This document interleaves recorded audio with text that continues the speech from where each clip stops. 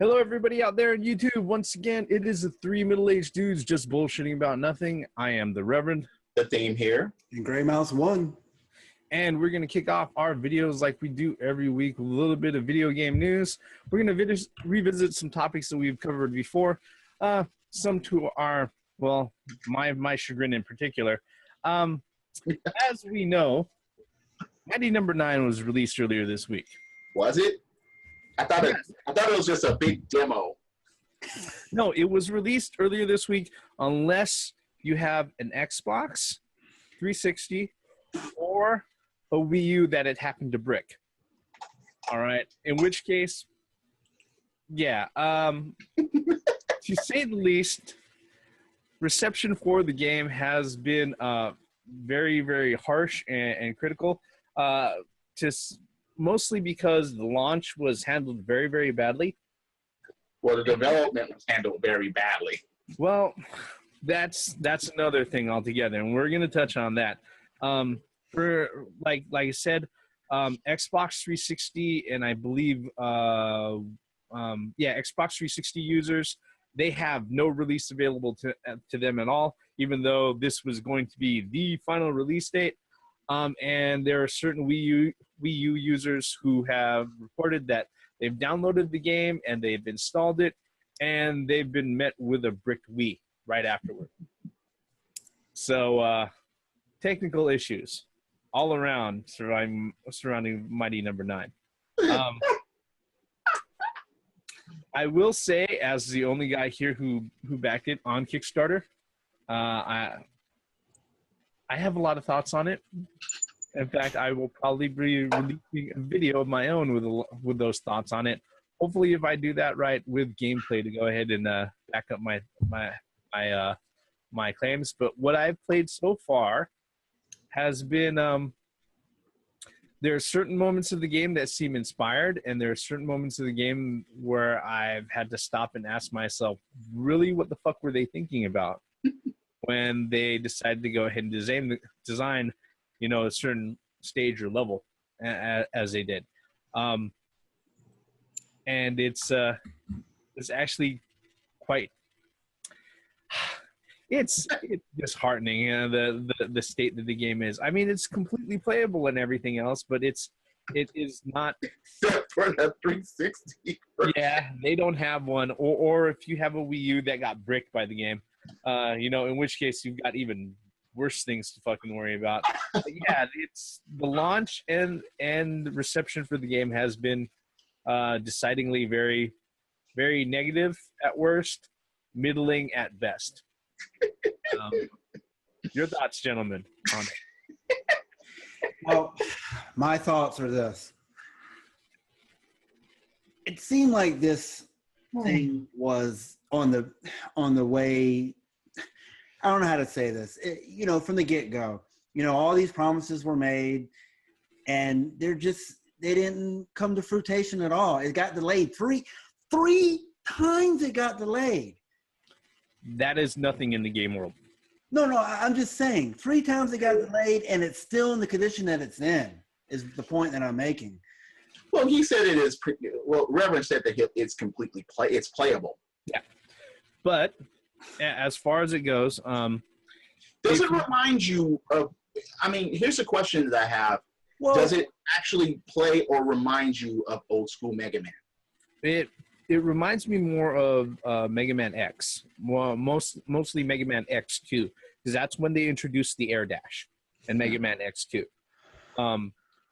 Like I said, you could sit there, you could see where they took their cues from as far as gameplay and everything else. But the thing about the game is that there are certain game level design choices that just don't make any sense.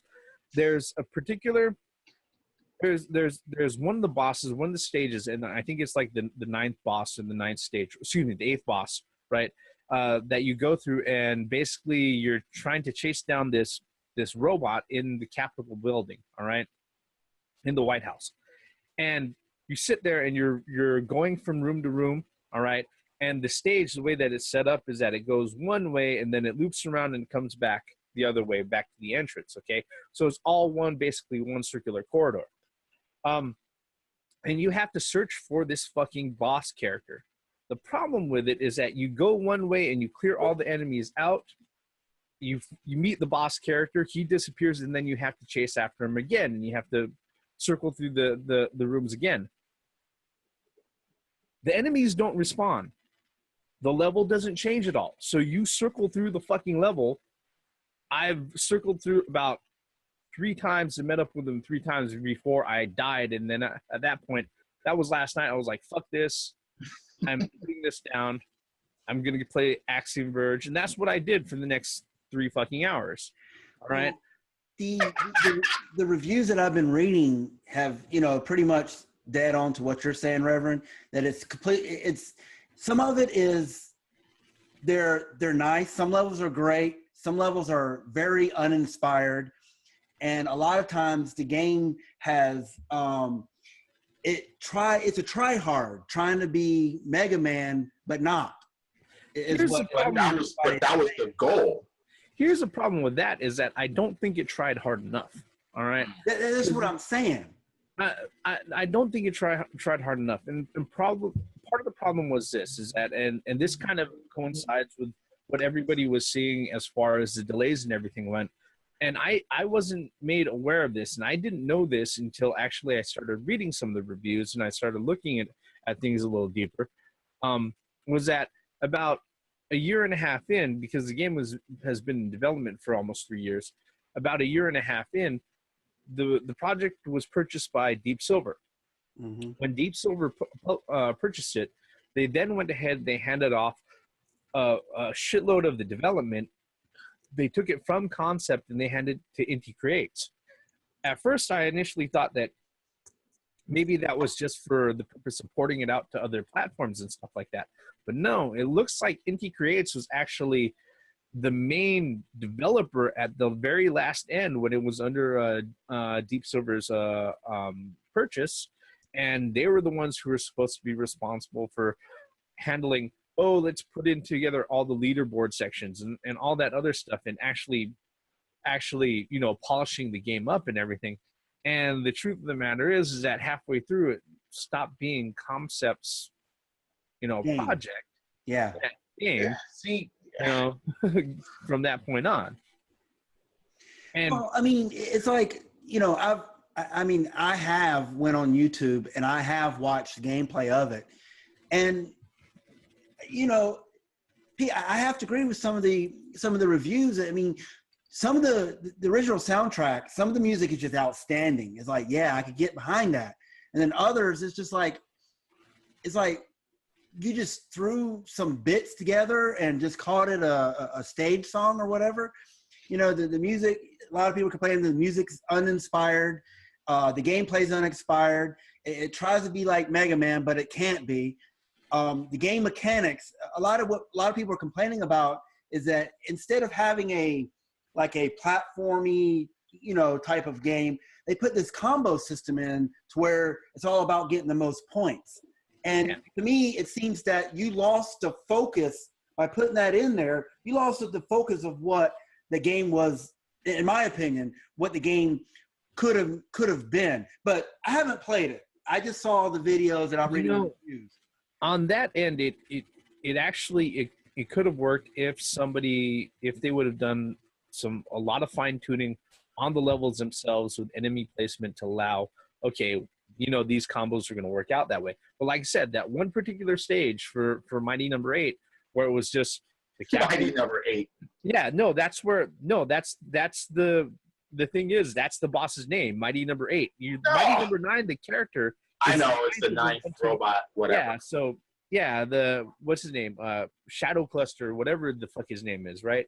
The thing about it is that particular stage, like I said, you go through and you search, you find him, and then you have to run after him again after he disappears. The problem with that is that the way that the stage is set up is that if I'm going to be graded on time and combos and everything else, once all the enemies are killed and they're cleared out and I have to sit there and circle around a whole bunch of fucking times, guess what? There is no possible way for me to fucking do well on that. Yeah, at least not in a way that I could fucking figure out over the few hours that I played it. Yeah, I mean, and then there are certain areas where it's a lot of the level design itself, as far as the way that the architecture and stuff is put together, and some of the environmental hazards, very much looks like a Mega Man game. But um, it looks like, as far as that particular game, it ended up getting picked up by a publisher, and once the publisher bought it, they started exerting creative control, and it lost focus halfway through the development cycle. Now you see why. Now you see why Yu Suzuki didn't want to pawn Shenmue 3 on anybody else. Yeah, I mean, if it still stays in EaseNet's hand or YSNet hands, by the time it comes out, it should be okay. But unfortunately, Mighty Number 9, as everybody knows, who's even kept their pulse on it, a crap load of problems. I can go ahead and I can name the laundry list out, but that's really not anything we need to do here. And like I said, I'm probably going to make a more in-depth video later on. That's why I can't really comment on it. I can only comment on, what's been said about it. Well, and it's like, with this, but that's only with other people. Now, if I were to play it, if I were to have my own experience, then that's fine. But due to what everybody else is saying, there's so much of it, and there's so much people saying the same thing. So we can't necessarily say take that with a grain of salt. Yeah. Well, one thing is that it was crowdfunded.